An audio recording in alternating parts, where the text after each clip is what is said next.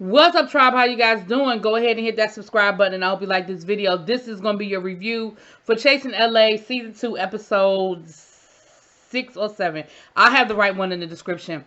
So we start this episode off. We have King Pain in the studio. Now, two things in this scene. The first thing I want to say is I like this song. I like this song. I feel like I might have to download it. I like it. It was giving me something I could feel. I was liking it. The second thing, King Pain, why you got that damn coat on? Why you always got on a bubble coat? And listen, it is LA. It could not have been that cold in that damn studio, sir.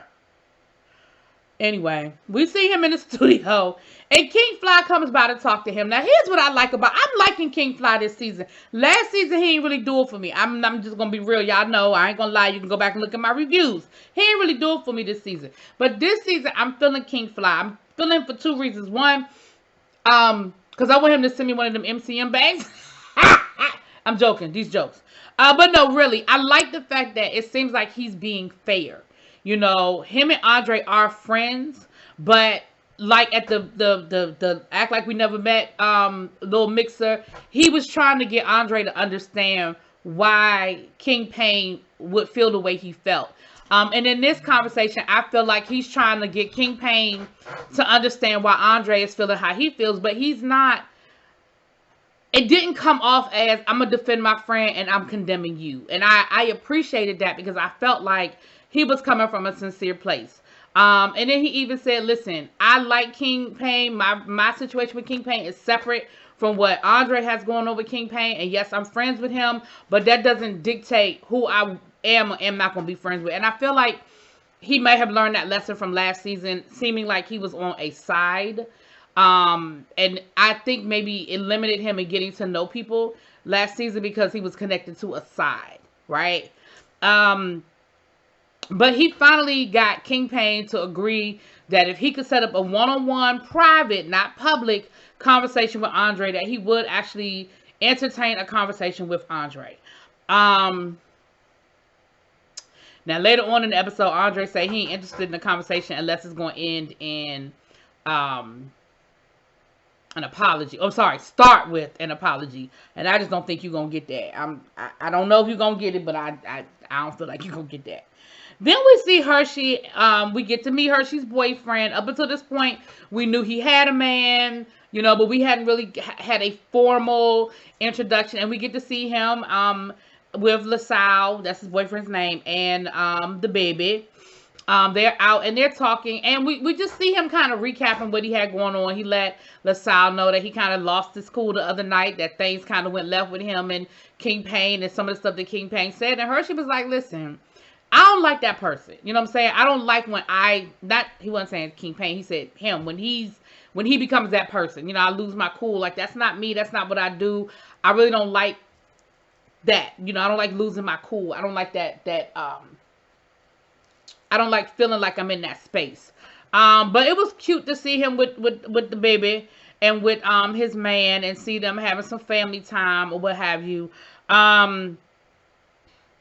He also talked about how he was worried about becoming a father. He said, you know, I am a drag queen, and you know, I was nervous about what I allowed the baby to see, how much of it, you know, should he see me in drag, not see me in drag, when will he be ready to see me in drag, and even like other people, you know, like what other people would think, you know. And he said that, you know, it is challenging, and you know, parenthood is challenging, and especially in a non-traditional setting. And I don't mean non-traditional like same sex. I mean same gender loving. I mean non-traditional like adoption, foster parenting. You know what I'm saying? I ain't talking. You know, that's what I mean. And so they did talk about that, and I thought that was interesting. He also talked about the fact that he ain't really feeling William the baddest. He feels like he's very culture vulture-ish.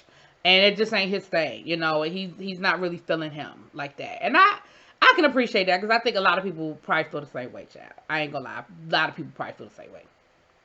Then we had Poetic, who was having a game night.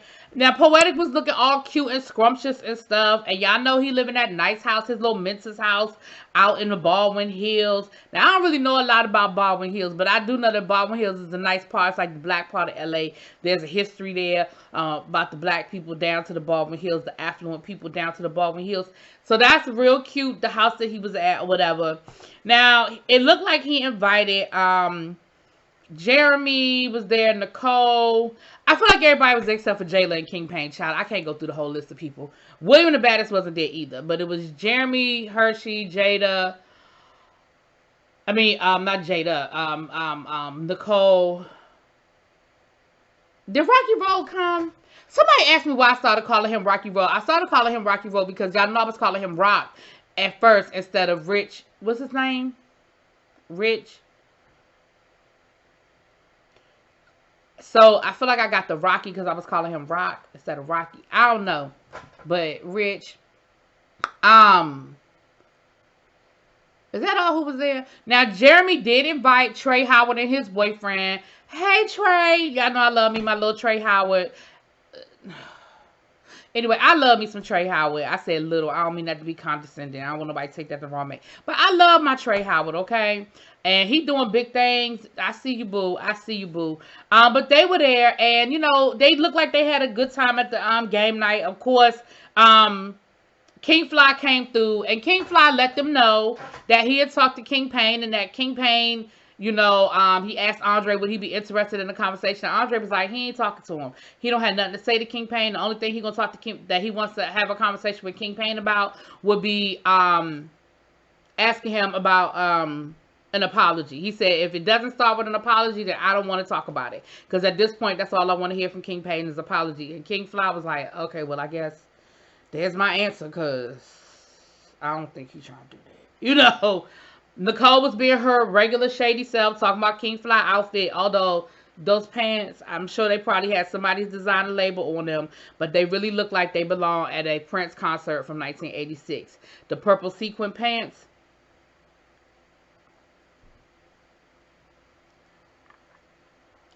Not really sure what that was about. But overall, it looked like they had a good time. It looked like it was a nice game night, you know, that there wasn't no problems, wasn't no scuffles. Everybody knew how to freaking act, you know, everybody knew how to hold their look. But it was a nice event. Poetic was excited to have, you know, be able to host an event and get to know people better. And so it was a nice event. I can't really think of nothing else that went down that was major. I don't know. Nicole has a scene. We see her doing at a photo shoot for her wig line. And she addresses the fact about her being shady. Girl, you shady. Like, I know at this point I'm behind on the show. I'm behind on the after shows. I'm behind on all the lives and all of that. But you keep defending yourself about this shady, yet and still every episode after episode, scene after scene, it's just you being shady for no reason. For what? Don't know. Don't understand. I'm not clear. Like, I've heard all of her explanations and reasons and all of that. Well, I'm making the show interesting, and production is asking me to say certain things and blah, blah this and blah, blah that. But, girl, it's every single episode, every scene that you in is shady. I have not seen a scene yet where you can just be like, hey, girl, hey. You can't just do that. Everything have to be shade. Child, then we see King Payne meet up with William the Baddest down to the studio. And again, they're just trying to figure out why Nicole is so shady. You know, William the Baddest was like, I don't understand why she was coming for me. I ain't never do nothing to nobody. She was really on one. King Payne was like, well, they coming for me too. I feel like they setting me up. I'm not really sure why they hating on me, but they are. They've been hating on me. You know, and so you see the two of them sort of recapping and talking and trying to figure out why they seem to be on the outside of the group looking in. And William the Baddest was like, they ain't even gave me a chance yet. Like, I mean, nobody really knows me. Like, I walked in and that was it. Like, people just, you know, was treating me, you know, mainly Nicole, treating me how, you know, some kind of way or whatever. And then King Payne was like, yeah, basically, I don't have no problem with these people. They coming for me. I ain't had no beef with nobody. They was coming for me. Like, I don't even understand where it's coming from. But, he basically told King Payne, just keep doing your thing, keep your hustle, stay on your grind. Don't worry about these people because, it's going to be what it's going to be. We really need to just be trying to work together. Let's do some music. Let's get in the studio. Let's do whatever. Let's get it popping. We all here trying to chase something. I feel like every chasing franchise has had that conversation. I feel like every single chasing Dallas, chasing LA, chasing Atlanta. I feel like all of y'all at some point in time has had that conversation where people are like, we all chasing. We need to be working together. We all chasing something. I feel like that is always a conversation. Anyway, we found out that King Payne is having a 10K party where he's going to also incorporate a comedy show, honey. He's going to incorporate a comedy show into it. So we're going to see that later on. We see Jeremy working. He talks about being a creative director, being a choreographer. He is choreographing Gina Ticci. If you watch Legendary, she's from the House of Ticci.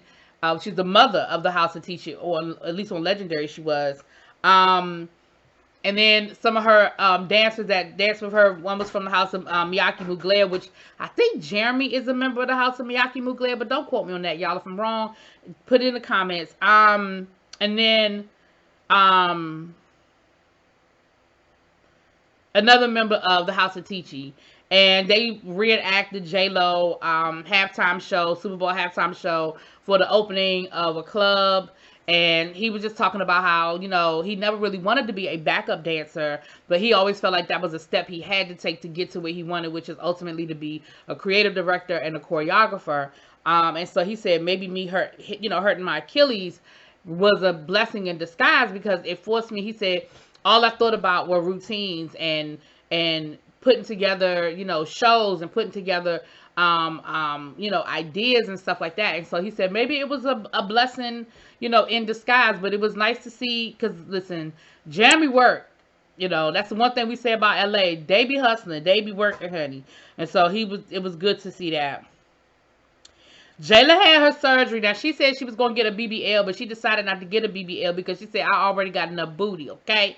But she got a 360 liposuction. And again, it's just her moving further into her transition.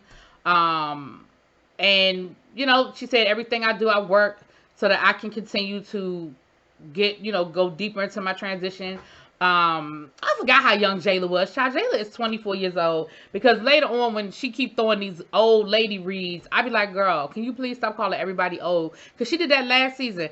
Everybody that is over the age of 30 is not old, Jayla. I'm going to need you to calm down with the old reads, okay? Like, I get it. You're mad. You're throwing out stuff. But, girl, I'm going to need you to stop, because everybody over 30 is not old, girl. They just older than you. They not old. I remember saying that to my uncle one time, and I was probably I really wasn't even in my 20s. I was in my teens.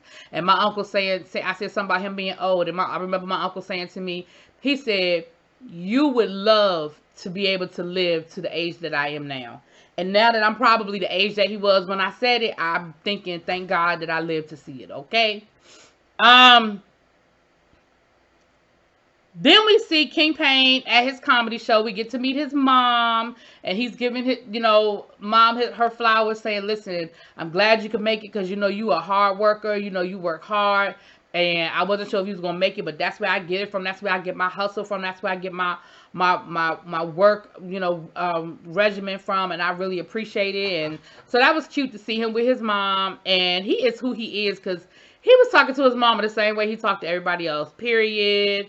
And Periana and that damn giggle.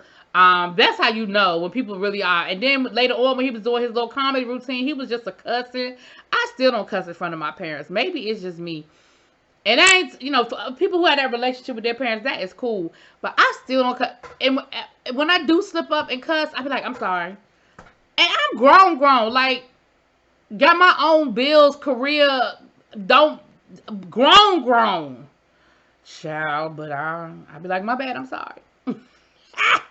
So Jayla comes through, and she looked good, honey. She looked good. She said she's 13 post-op, and she definitely looked good. I could see I can see the shoot, right? Um, but her and King Payne had a conversation because he was like, well, I heard word on the curb is that you ain't fucking with me no more. She was like, well, I heard the same thing. Word on the curb is I heard you was telling people we wasn't friends. And so they were able to talk and clear the air, and realize that, a lot of people are saying a lot of things. And they talked about Nicole. And then Jayla was like, why is she so worried about me? Why is she worried about if I'm at the Family Dollar, the family tree, the family circle? Like, why is she worried about where I am and what I am doing?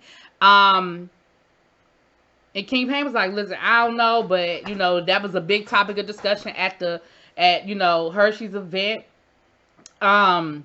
And then he talked about how him and Hershey got into it at the event.